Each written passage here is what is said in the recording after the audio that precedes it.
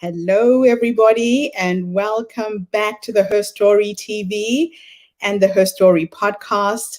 This is your host, Gertrude Mache, here in beautiful Melbourne, Australia. Today's show is breaking news. I decided to come online very impromptu. This wasn't planned, but a reaction and a response to a United Nations call. So the UN is urging Zimbabwe to end child marriage after a 14-year-old bride died at childbirth. It is important for us to fight impunity and ensure justice. Now, this story really touched me in a very, very big way. A lot of you know that I am right here in Melbourne, Australia. My only daughter has just had a baby. She's 30 years old. And I left Zimbabwe 21 years ago because of her.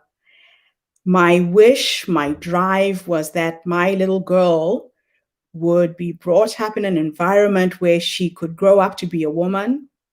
She could get a good education. She could look after herself. And right now, I feel like I'm in the middle of a dream because that has happened. I'm now a grandmother at the age of 54. My daughter was able to grow up into an amazing young woman, have her baby at the age of 30. Now, for those of you who don't know, most young girls in Zimbabwe are married off for various reasons. Sometimes it's because of poverty. Right now, most parents are unable to feed their kids, so little girls get married off as young as 14 years old.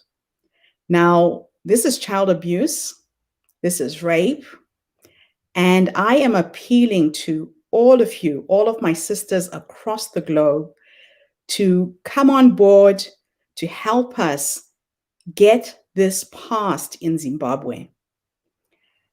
In Harare, women's rights activists, opposition groups, and the United Nations are pressuring Zimbabwean authorities to arrest a man who had married a 14-year-old girl who died last week while giving birth at a church shrine. Zimbabwe's police say that they're investigating this matter. Please use the hashtag End Child Marriage Now and the hashtag Justice for Memory. Memory was her name. This has been trending on social media after Memory Machanya died while giving birth at an apostolic faith sect, a shrine about 400 kilometers east of Harare. The United Nations in Zimbabwe has issued a statement saying that child marriages continue to surface in Zimbabwe, where 1 out of 3 girls is married before the age of 18. Now, we live in a modern world. We have access to technology. We have access to the internet to spread these stories. I'm appealing to all of you as my sisters, as my friends, as people who know what I stand for, that I stand for women's rights, I stand for children's rights, and I am appealing to all of you to help us make this happen. Now, there is deep concern, and the United Nations is condoning very strongly what has happened in Zimbabwe. Now, one of the instruments to help us end child marriage is to get this bill passed, to fast track the adoption of the marriage bill that recognizes that child marriage is a crime. Please help us. Now, as I was sharing this story on LinkedIn, I got a message from one of my sisters. Dr. Tererai Trent is an amazing Zimbabwean woman. She is an activist who has been doing so many things to try and educate the girl child in Zimbabwe. I'm going to share with you a video that she shared on LinkedIn, where she's also appealing for us to raise money to make sure that we keep little girls in school. You know, when a woman is educated, she gets out of poverty. I am one of those women. I am that little 14-year-old girl. You all know me. You know how successful I've become because I got an education, and I'm really appealing to you for help. So let's just hear a little bit from our sister, Dr. HARARE Trent in New York, and hear what she's got to say. Our mission is to provide universal access to quality.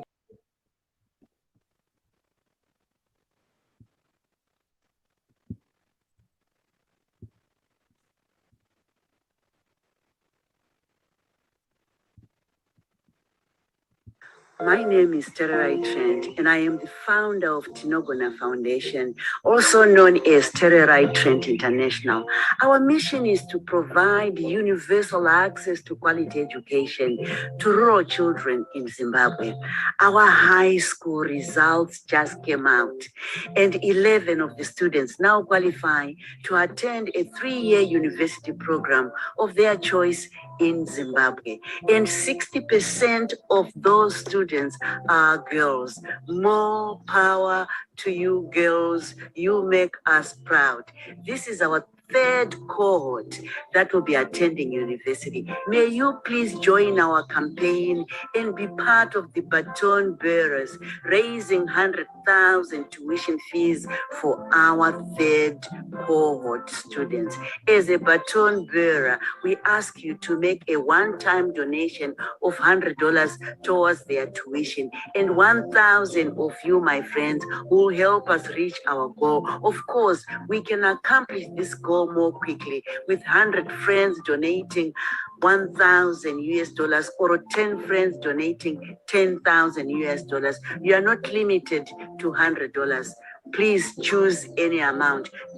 Your support ensures that these bright and yet under-resourced African girls who are the first in their families to attend university can change the trajectory of their life and that of their communities. In Zimbabwe, due to historical inequities that have shaped the poor, more rural girls are married before the age of 18.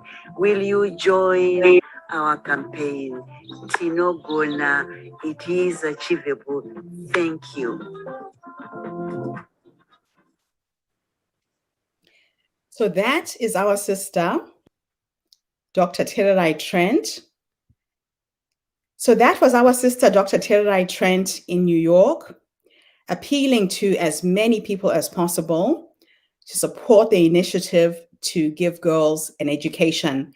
I'm going to bring online some of my sisters who are coming to me from all over the world.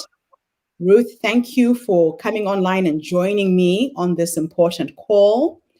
I can see Lynn Pasi and Tambu. Can I ask you guys to switch on your videos, and I'll add you to the feed as well.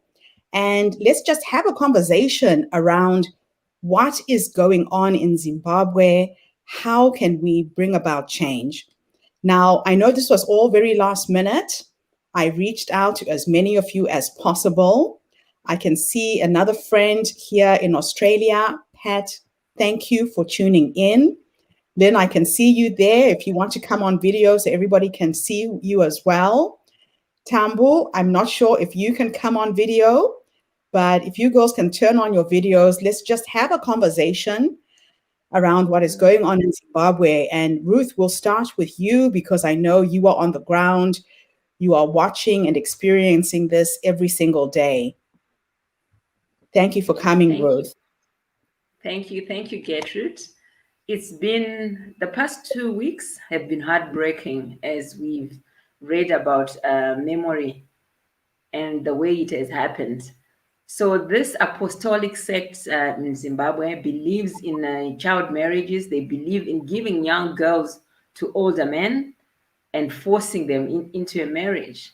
Now, when you think of a 14-year-old, when you even think of giving birth at 18, it's you can't. I mean, how does a 14-year-old know how to push? How can a 14-year-old become a wife and become a mother? She's just a child herself. So this has been, it's been such a sad and heavy week. The past 2 weeks, especially on this issue of memory, because there were elders around her. They watched her die. They saw that she was struggling in labor, and nobody thought of taking her to hospital because the sect does not believe in hospitalization. They don't believe in medical help or seeking medical help when things go out of hand. So there were men, there were women, older men and older women who were there watching this child die, 14 years old. So it's really, really heartbreaking. And we know the police is investigating, and we're just hoping and pushing, obviously, through the different activist groups and pushing that the results come out sooner and then the police takes action that this man be arrested. He must be arrested because that was rape, that was abuse, because memory was only 14 years old. Which means she was married even earlier, Rose. She would have been 13 when she Yes, was married off. definitely. So Timbani, like you said, sorry, Ruth. So, like you said, with the current situation, people are in need. People don't have all they need. So, parents start selling off their girl children, and this is exactly what we are standing against.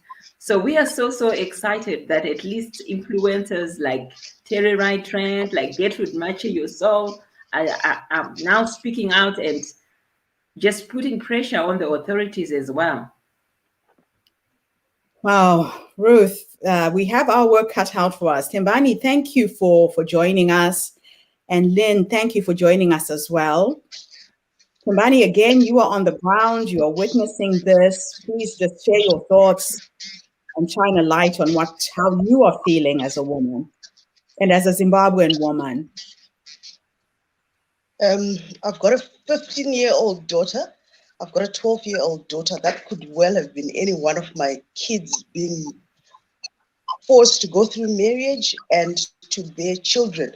But this actually touches me on different levels because most of the people from my family actually go to that church. I've got cousins, nieces who get married as early as 11, 12, and they don't go to the hospital. So oftentimes when you have difficulties during labor, because the baby can't pass, there isn't enough space, they can actually pull the baby out.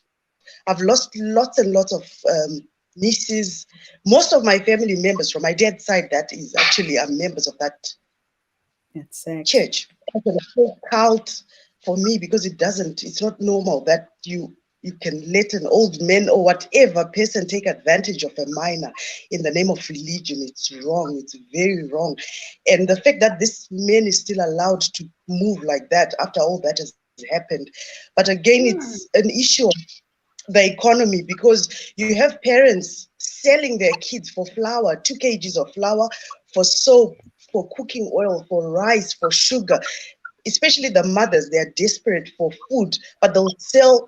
I don't even know if it's selling because you're not even getting much for your child. You can't place a value on your daughter or your son. But I feel this on many levels because it's home. I've seen it happening. I've buried most of my cousins. Some will be delivering twins and they die because there's no medical care. You don't know whether you're hypertensive or hypotensive. There's so much that happens. So memory is my daughter. She's your daughter. She's everyone's daughter. It's painful. As parents, we just have to stand up and fight for our children. We can't turn a blind eye to this anymore. Lynn Pasi, I can see you are on the call. I'm wondering if you can join us. Lynn, if you're there, just chime in, even if you don't want to switch on your video. I know you're based in Australia. Oh, there we go. I was trying to locate my mic. Hey, Lynn. Good to see you. Look, you sometimes with this case, you feel so hopeless. You run out of words. There's no way to describe how we're all feeling about this poor girl. When I look at my personal situation, I remember when I got married, I was only 21. And you can imagine that's a young age, getting married. So if we're looking at a child at 14, it's appalling. It's sick. I'm honestly lost for words. I don't know how something like that can happen under adult supervision in churches. Yeah, it breaks my heart. Like what Timbani was just saying, that she's got a 15-year-old daughter.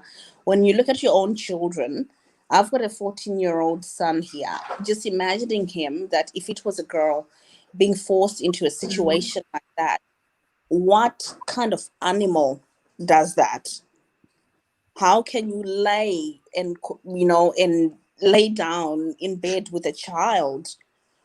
This is beyond rape. This is beyond molestation. It's beyond murder itself. So I think it's a really good idea that everybody's jumping into this, and we all need to work together and try and fight it, because we're all suffering. It's heartbreaking. And I can only imagine how many more girls are suffering out there. So yeah, Yeah, I think that's for what I me, think. the thing is, I feel like we are the lucky ones, especially the women from Africa who are in the diaspora, who left for whatever reason, that we managed to leave Africa and live somewhere else. I think it is our job to share this story, these kind of stories, with our friends, with our colleagues, just bringing an awareness to what's actually going on. Prudence, thank you for joining us. I don't know if you'd like to just chime in here with how you're feeling, where are you based? Please add to the conversation. Like I said, this was just an impromptu breaking news report that I wanted to bring as many women together to share.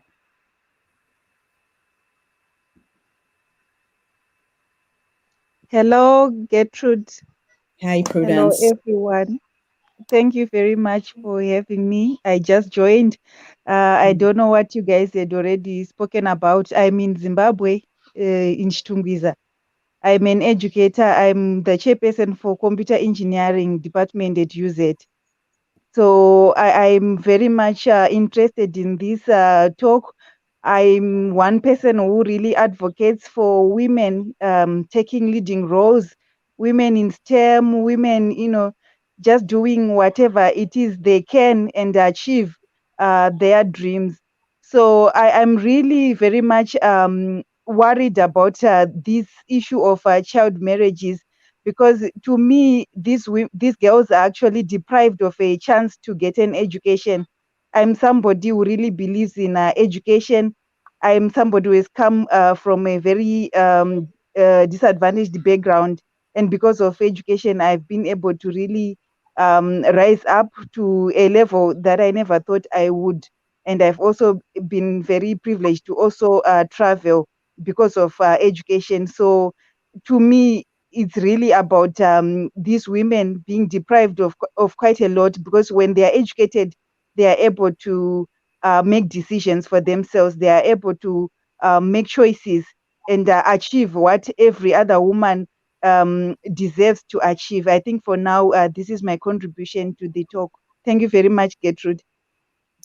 It's a pleasure, and thank you for what you're doing as an educator, being an example of what is possible for young women in Zimbabwe and being there on the ground educating the girls. I know exactly where you're from. I used to live in Seke 3. My father had a house there when I first got my first job, so I know your exact location. And it really excites me when I hear, people just stepping up. I know all of you jumped on this call at the last minute to join me, just to share, what we're feeling in our hearts right now. We've got Diana online saying this is heartbreaking.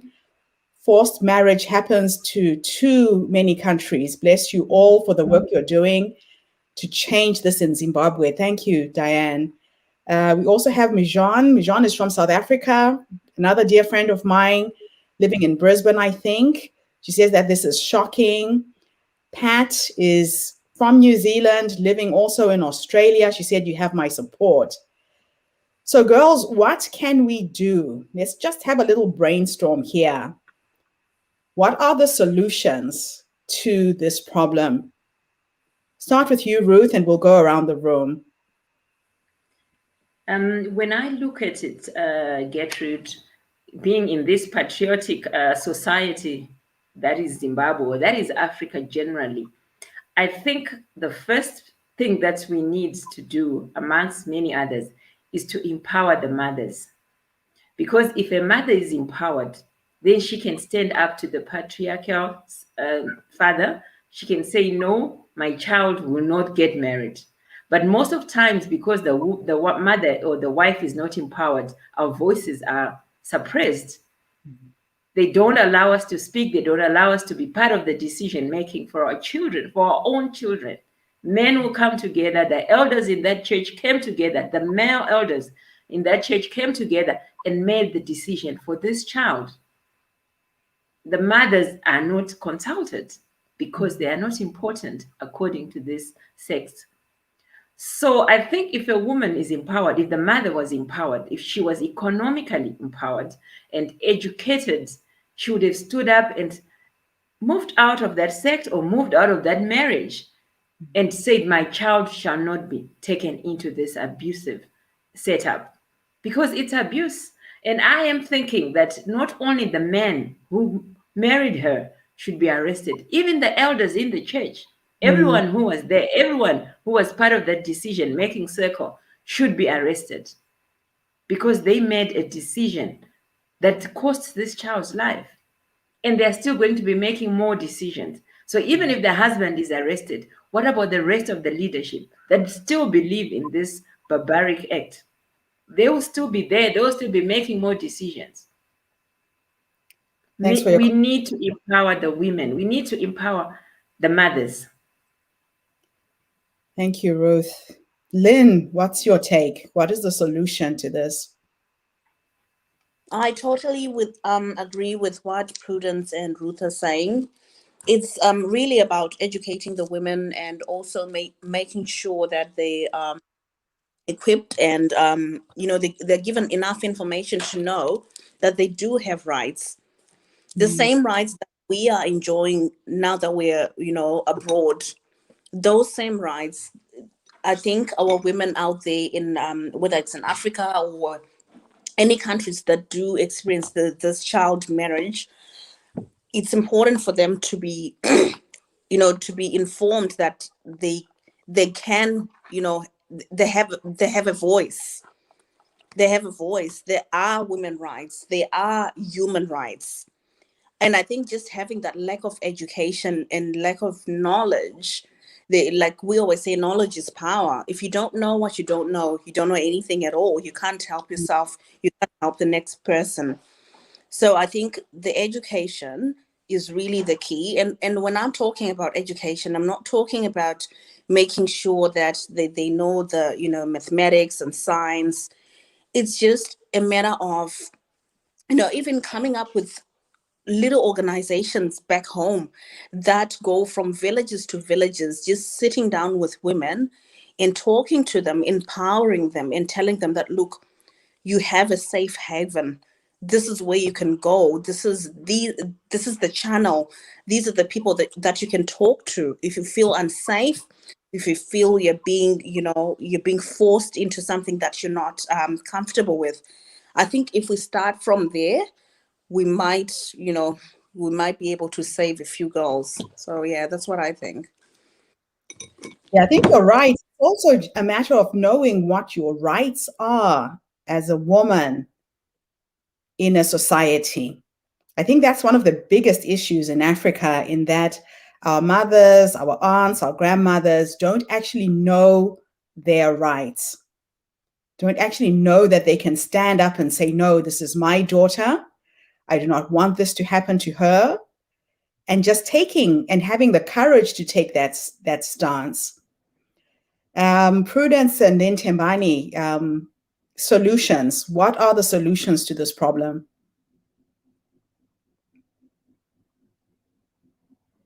Prudence is gone. Tembani, do you want to chip in there?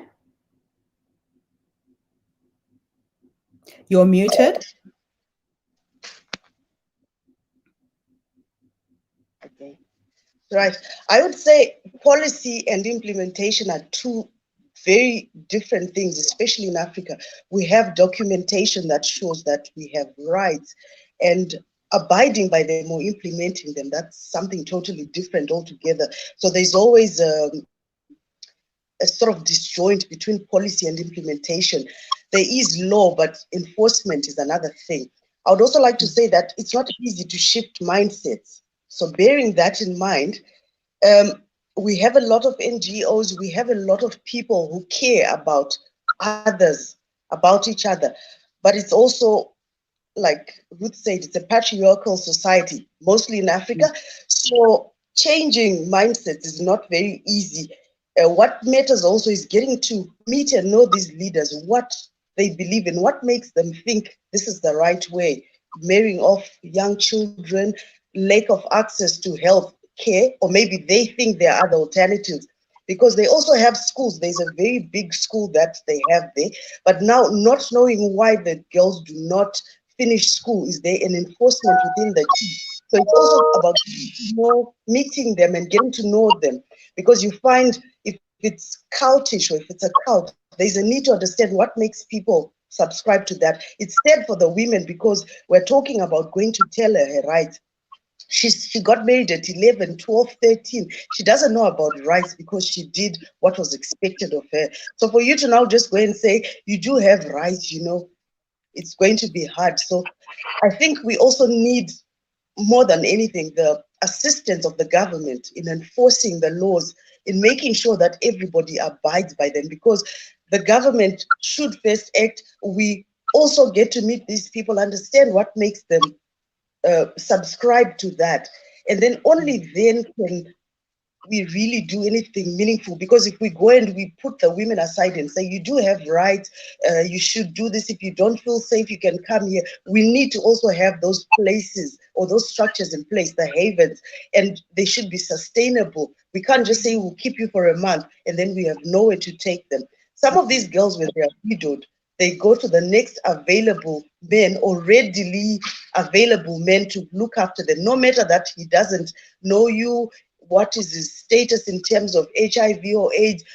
You want to have a husband, continuity, you are probably left with 5 kids, you need a man for continuation, so you're going to keep on bearing. I know girls with 16 kids, 11 kids, unbelievable, but it's very real. So implementation married to policy, policy with implementation, government intervention at the highest of levels, then we can all then say, let's educate them about their rights. They have schools. I know the school is there for primary and high school, but the girls don't make it through. So it's also important to find out why such things happen. Why is there such a gap?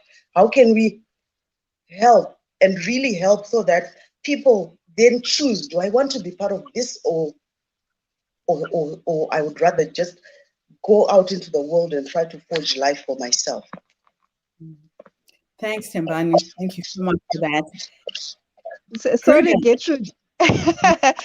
Sorry, yeah, I just had a challenge with my gadget and I couldn't unmute. Okay, yeah, I just have a few words to also share. I would say in terms of solutions to this problem, it's mainly an issue of bringing awareness to these disadvantaged girls and women. Just like everyone else has indicated that they need to be aware of their rights. Exactly what is it that these women can call our rights? I mean, to identify with that. Because if you have grown up in a place where everything is happening in the same way, there's no way that you can say this is wrong. I've had exposure with the Indians. I've seen professors, be going through what they do there in terms of these arranged marriages and all that. And you'd wonder, this is a professor, somebody who is highly educated, but they still abide by that because it is their culture. So for some of these things, people can take it as culture, yet they are actually being violated, being abused, and all that. So it's important to bring exposure to these girls and women, to say women out there are doing these things. Women out there have these opportunities. This is something which you can also benefit from. if you are able to get an education, if you are able to break out of this kind of mentality. So it's not like because you have grown up in this Joan Masowe sect, then you have to do it like that. It has to be something where we make them see that they have choices as individuals, not because they've grown up in this family, in this sect, in this culture, but they should have also an opportunity to even choose for themselves what they want to pursue. Maybe somebody may even want to be a doctor. They are bright enough, but they are still a part of that sect. So why not have them achieve what they want to achieve, and maybe try to help them in a without actually bringing in these other medicines that they don't approve, but maybe encourage them, educate them, and all that. So I think it's an issue of exposure, bringing exposure to them, and also embarking on some empowerment programs which they can also take part in, so that they know exactly what other women are doing out there, and what it is they can achieve by also taking part. So for me, it's about those women who have voices being able to reach out, to going out there, yeah, and connecting with the people who are actually going through something like this, especially catching them young before they get to that age where they have to be married off.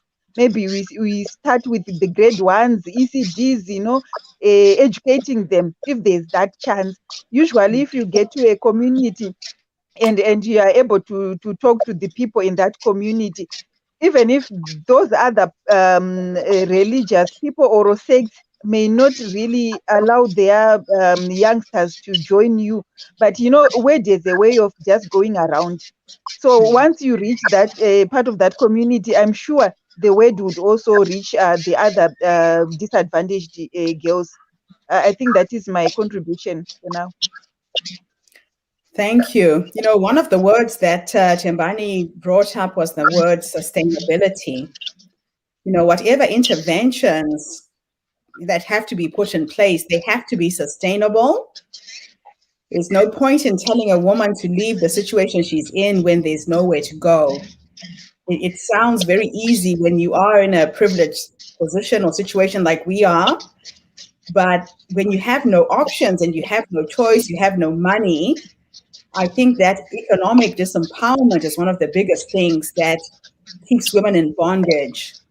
Diana's just added another comment. She said, it must feel so frightening for young girls, particularly in rural areas. Even if they feel and know that it's wrong, how can they find a way to escape this? What would it mean turning their backs on family and homes? Definitely so important, as you have shared, to educate everyone, including the older generations, and also to ensure structures are in place, like what Tembani articulated. Thank you so much, Diane. It's great to have you there, chiming in through Facebook and joining us in this conversation. So one of the things that the Her Story movement is going to do is we are going to try and raise funds towards these efforts. We are going to collaborate with Dr. Tererai Trent in the United States. Right now, our biggest mission is to try and reach the $100,000 that she's trying to raise towards education for girls. So on our website, I'm going to share the link in the chat. We have set up a donation page. Please feel free to go in there and contribute. We've already raised $1,000 just from this discussion. People are already chiming in. So go onto our website, donate whatever you can. It can be $10, it can be $100. Whatever you have will make a massive difference. We really want to make sure that all of our efforts will get through to the girls. We want this to be a continuous program, and a program where we can start working with the women who are on the ground, people like Ruth, people like Tembani, like you, Prudence. You have your feet on the ground. And for us, the women in the diaspora, Lynn, we need to do our bit to go back home in cash, in kind, with ideas, and collaborate to help make this dream a reality. I know for sure that education has been the biggest gift that my parents ever gave me. For me to be where I am, to do what I've managed to do, was because I had a good education. So there's another comment in the chat. I feel that this is a cult that was started by a lazy man. The women are limited in education so that they don't get a dream. They are brought up to bear the children, to take care of the husband. The major thing is to empower the women, to educate them, to show them that there is a better life out there. Thank you so much for adding that comment, Prudence. I think that's really, really important for us to remember. So, ladies, before we end this show, any parting thoughts, Ruth? I'm thinking, why has it taken the government this long, the policymakers, the legislators, this long to put this bill and act into place? Why has it taken so many deaths for them to stop and say, this is real? We need to protect the children. We need to protect the girls, because this is mainly targeted at the girls. Mm-hmm. I'm just thinking that as Tembani spoke about policy and sustainability, it needs to start with the policymakers. What is it that we need to do? Advocate for this change, because I know the UN and so many other agencies are just putting pressure on the government. Why are they not seeing the need for this act? I have no question. I have no answer to this, but I'm thinking that they're a key stakeholder, if not the main stakeholder in policy making. Why are they not doing the right things for the girl child? Thank you, Ruth. Lynn, parting thoughts? Maybe we'll jump to you, Tembani, while we wait for Lynn. Oh, hold on. There's Lynn. I was just about to say, look, I strongly believe that it's just politics and corruption, because the greed that excuse me, the greed that most of our politicians has is literally blinding them. They sort of like value their riches, their wealth, just it's all about them, and it's got nothing to do with the society at all. And for them to enforce all these policies, it means that they have to abide. You can't go around choosing just one policy over another. When you start talking about building policies, it's all about abiding to all of them. So I think because they're so eager to, just support each other as a little group and enjoy the benefits, they don't care about the little people. So I just think it's purely greed, and everybody else is suffering. And with as we all know, with poverty, everything else falls apart. So yeah, that's what I think. Thanks, Lynn. Thank you so much. Prudence, your parting thoughts? Thank you very much. I would say it is us women who have to really come together and add our voices to this story, and take a leading role to stand up against child marriages and abuse of women. So I've noticed that sometimes we see somebody who's going through something like this, and people always have something negative to say about it, without really, giving them the benefit of the doubt sometimes. So I think it's us women, we have to support each other really, even before we can think of anyone else coming on board to help us. So let us unite as women and do whatever it is that we can do to help those who are in need of us. Thanks, Prudence. Absolutely wonderful. We'll jump to you, Tembani, and then we will add Whip. Whip has just joined us from South Africa. Tembani?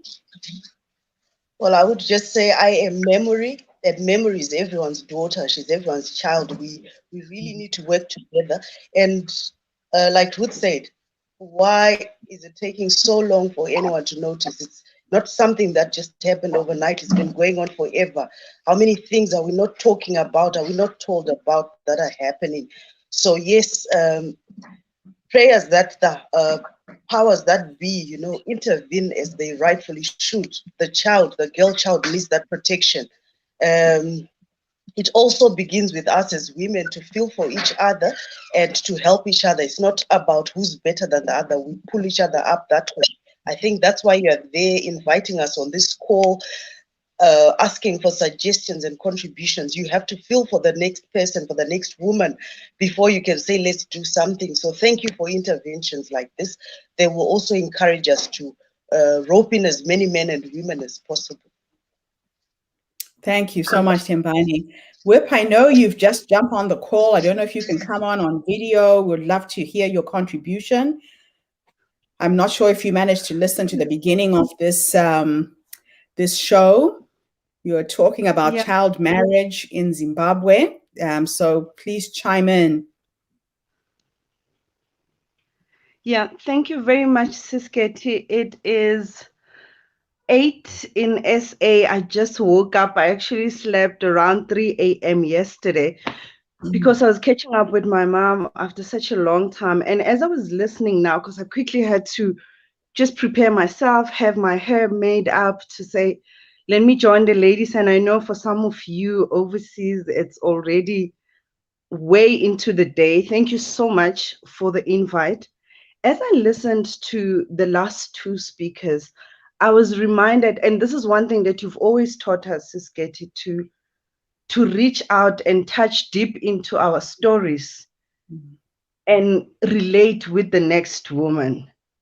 There was a time in my life when I felt that I had failed my son. And the reason why I felt like that is because when I was 15, after he was born, there was an incident. And as a 15-year-old girl, you do not have a say in some of these things. First, especially because you're young. Secondly, it's traditions that are done and adults think they have ownership of that. The incident happened and it did not give me any chance to have an input. But as I was getting older, I remembered this day. I was only 15.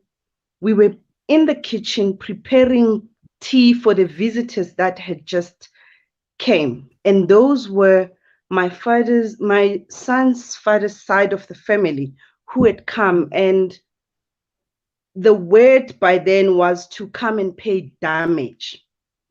That incident unfolded, and I never asked anybody about it, but I just observed what was happening. After even less than an hour, I heard my aunt, who was present at the time, saying, those people just left because Gogo chased them. So as a 15-year-old, you don't ask, Gogo, why did you chase them and all of that? And my family at the time had taken control of things. 19 years later, as my son was growing up and he was at school, and at the time we just moved to Gauteng, he had started school, things were still challenging for us at the time. And I don't want to say difficult because that's the word that I changed from as God revealed to me that, look, this is the journey that you had to travel. 19 years later, he sees the situation so desperate at home. He reaches out to his father without my knowledge, because I'd never wanted to discuss things with him or say to him, this is what happened. But he reaches out to the guy. Somehow he gets disappointed because later on when he was relating the story, he said, Mom, I could see you were struggling. At the time, we had asked his friends to make copies of their textbooks for him because we could not buy his at the time. So he thought, Mom, let me try and help you and reach out to this guy. Maybe, just maybe once after 19 years, he can do something. And it looks like he was disappointed because when he came to me, he was now saying, you know what, I regret even asking him for. But it was then on that day, 19 years later, when I started feeling guilty. Why was I feeling guilty? When I heard the story, because sometimes these stories would be related in front of you as kids, not that they're saying have an opinion, but you are I don't want to use the word undermined, but nobody sees you as part of the decision.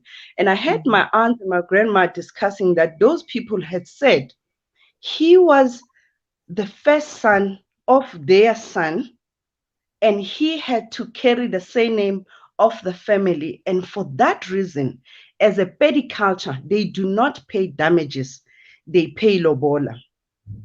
And my grandma had decided to take a stand to say, she's only 15. What do you mean when you say you are actually paying lobola, meaning you now have claim over the child who obviously at the time has a mom who's 15? So it was in that day when I recalled that, maybe if I had been given a chance, or if somebody had let things happen the way the family wanted, maybe then my son would have a father.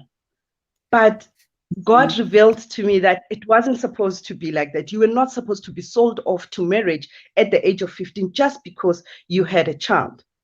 But as I listened to the topic today, because I was just busy making up my hair and I'm listening to the lady speak, and I say to myself, how many other girls did not have, because this was God's hand over my life, right? Where he used that moment. And when this thing was discussed, my aunts were saying, but Gogo, why did you do that? I mean, they came here with packs of clothes and everything, and you just decided to chase them off. There was this side about my grandmother that just did not take, especially for the people that she loved, because that was really harsh, and it was an outburst and it was harsh, and she just came out rude. So my aunts were saying, why did you do that? I mean, and it was after that incident that the young boy said to me, I've got nothing to do with you and the child, because your grandma told us that she's got enough money to take care of you and your son, and she does not need my family. I then felt, so was I the reason why? You are the classic girl child we're talking about right now. Yes, it's 19 years later, but you were 14 when you got pregnant, 15 when you had your son, and all these things were happening around you. You had no control over the situation. Nothing You were whatsoever. totally disempowered. Yes. Now, based on what you have experienced, if you could go back and have a conversation to a young girl who's 14, 15, she's pregnant, doesn't know what to do, what advice would you give? What would you have wanted somebody to have said to you at that age? Yeah, it's funny, Sis Gertrude, that you'd invite me to this conversation today. And in the next 2 hours, I'm actually speaking at an event where a church has decided to use Women's Month to actually empower girls. Sometimes we spend so much time celebrating ourselves because it's Women's Month, but we are not pulling the young girls into our space so that they also learn how to be women. And in my speech, which I prepared from more than a week ago, the message that God told me was that you tell young girls that they are useful to me, even at that tender age. When I was praying to God and looking at things around my life and thinking, did I do wrong? Did my decision fail my children? Is that why they're here with me without effort? Is it me who's responsible for what is happening to them? And he said, no. When my story is written for you to be the light, you will burn. Because a light has a candle and there's a flame. That flame is burning. That piece of flame that burns inside the candle, which is just wax. So if I had the time to look at myself back then, I would say, it's okay, baby girl. You do not have to beat yourself because of your past mistake your whole life. Because I think for over 38 years, I lived my life blaming everything that did not go wrong on the fact that I had a child at 15. Maybe this is a punishment for what I did. And God said no. So I would say to that girl, it is going to get better. It is going to get better. You do not have to carry the guilt and the shame your whole life. And reach out to people who can help you. get out Yes. of that situation. You were lucky you had a grandmother who was light years ahead of her time, who took a stand for you. That is just amazing. It is heartwarming to hear. I'm so glad you got my message on WhatsApp. You were the first person I I'm so thought glad of. I read your WhatsApp. Yeah. Thank you for coming and sharing a part of your story with us today. I think It is we a lost. pleasure, Gertrude. We are. I am always humbled by the opportunity that you always give us. I mean, for the first time in my life, early this year, I could speak to hundreds of women all over the world, Australia, America, and everywhere, just because of the platform that you had given us. And the first thing that you said to us is that we don't go outside, we just reach deep down into ourselves and see what is it that you've gone through that you can share with another woman so that they can see the light. So thank you so much. I'm really humbled by this invitation. It's an absolute honor. Now it looks like we lost one person. Sharon was waiting patiently. Sharon, if you're still there, just jump back on. We would love to hear your 2 cents worth. But what I think I will do for the rest of this month, ladies, is I will keep coming online every single day. Please add people. Ruth, if you could create a WhatsApp group, we'll have a specific day where we will broadcast this message. It might be first thing in the morning for you guys in South Africa because it is affecting that part of the world. Maybe we could start at 7 o'clock Zimbabwe time. You tell me a sweet spot, but let's keep bringing on more women from Zimbabwe, from South Africa, from anywhere in Africa who could chime in and share their personal stories around this issue of child marriage, sex abuse. This is a basic human right, and I do believe that education is the biggest key that can True. empower any woman, any girl child to get out of the situation she's in. And we need to come up with some sustainable solutions to this problem so that we can break the cycle. And Ruth, you were saying at the highest levels, why is nothing being done? We need more women in representation in positions of power. We need more women to be in those rooms so that they can also be heard. I see that we've just been joined by Betty. Betty, I can't add you to the call because your sound, I think you haven't connected your sound. So maybe get out of the call, try and come back in again, and we'll see if we can add you before we end. Anything else, ladies, before we call this a day? I'm itching to say something. Go ahead, Liz. Look, as Whip was talking, my heart was literally crushing because I always feel as women we are we are always put in situations where we tend to blame ourselves. We tend to when you sit down and you start when you start self-reflecting on some decisions that you've made, you sort of like get into this shell of guilt, and you always think that, oh, it's my fault, maybe I made a wrong decision, maybe it's all about I. But when I look at Whip's situation, and for Memory and all the other little girls out there, it's not them, it's the adults who are doing this to them. They are the ones who are abusing them. So I think another channel that we might look at tapping into is to maybe bringing in some counselors as well that can actually help us with this healing process, to make the girls realize that it's got nothing to do with you. I mean, we are all women now, grown up. Let's think back when we were 18, when we were 16 in high school. We thought we knew it all. We thought we were making the right decisions. Even at 20, you're still a baby. You're still really young. At 25, you're still young.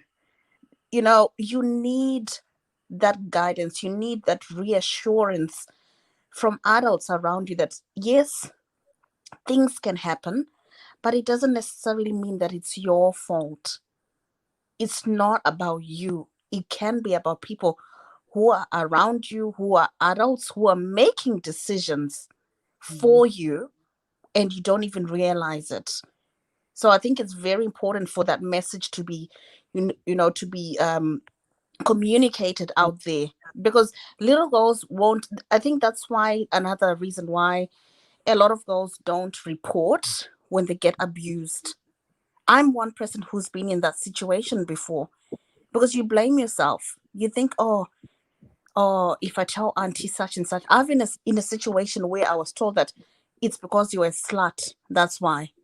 And this is a grown up, a family member, and I'm only 15. I'm telling you, I've just been abused, and you're telling me that it's my fault. So I think it's very important to bring counselors in this platform who can help us, just talk to these young girls and just make them realize that it's not their fault. It doesn't matter what's happened, but it's not your fault. I think it's just an important message to, just spread as well. So yeah. That's what I think. Awesome. Thank you so much, Lynn. So, ladies, if anybody has anything else to say, I just want to end this amazing show. Thank you for jumping on last minute, putting your beautiful faces to the screens, your voices to this message. And Ruth, unless there's anything else, we will chime out with that message from Dr. Tererai Trent. Let's raise the money for education. Education is the key. It empowered all of us to be who we are, to be able to be on this amazing platform and to share our stories and articulate what's in our hearts. Parting thought, Ruth, before I play this out. Sorry, Sis Getty, before Sis Ruth comes in, I just wanted to say again, thank you so much, Sis Ruth. I look forward to the updates on WhatsApp. I know I've not had a phone for such a long time. Thanks to my son, he fixed it. He took it to be fixed just a couple of weeks ago. So I'm back online now. You can always find me on WhatsApp. Please let me know. You know I'm always ready to jump on such topic, anything that has to do with women, with young girls at any time, please do shout. Awesome. Thank you, Whip. Thank you, Sis Getty. Thank you, Sis Getty, for this. I'm excited because as women, we have the power, we have the force to make changes, to impact, and to influence. And I'm excited to be part of this movement that will change the situation for the girl child in Zimbabwe. What's exciting is I think because of COVID as well, we've come out as women. We're no longer gossiping. We are just saying, let's heal. Let's come together and support each other. Let's heal. Let's make it better for the next generation. And this is what we are doing. We have to make it better for the next generation of women. We have to make it better for the young girl of tomorrow, of 15 years from now. They must be able to make their own decision. They must be able to say, I want to be in a marriage at such an age, and the opportunities before me, I can choose. They must be able to make choices. So I'm very excited, and we have to see this thing through. This is one of the things that her story will have to see through, Sis Getty. We have to see this thing through. For the sake of the next generation. We will bring about change. And with all of our amazing sisters from all over the world, thank you for tuning in. Please stand with us side by side as we achieve this goal. The Dr. Tererai Trent project is just the beginning. We have multiple projects like this, empowering the girl child throughout the world, throughout Africa, and we cannot do it without your help. So please share this video on your social media pages, share this video with your family, with your friends, with your colleagues. We want anybody who has a passion for education to come on board and help us make this dream a reality. Thank you again, ladies. I'll be back again tomorrow. We will decide on the time. Ruth, Tembani, Lynn, let me know what time will suit, and we will come on board every single day, bring different voices, and let's continue this conversation. Thank you, everybody. Bye for now. Bye. Thanks, Katie. Bye. Bye, everybody. Bye, everyone. Bye.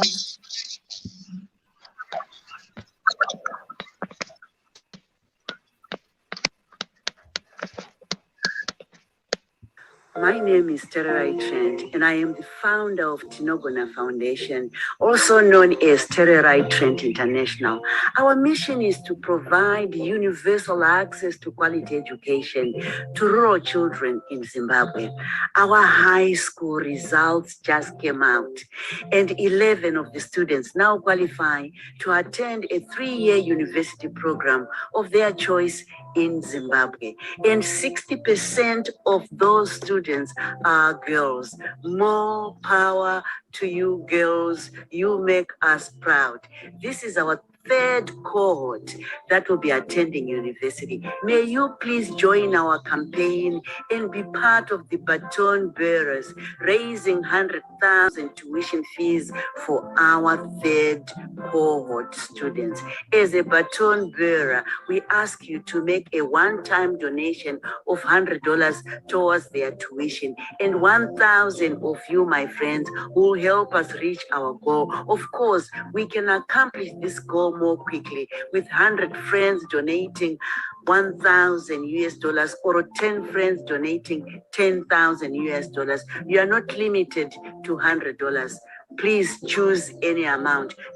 Your support ensures that these bright and yet under-resourced African girls who are the first in their families to attend university can change the trajectory of their life and that of their communities. In Zimbabwe, due to historical inequities that have shaped the poor, more rural girls are married before the age of 18. Will you join our campaign? Tinogona, it is achievable. Thank you.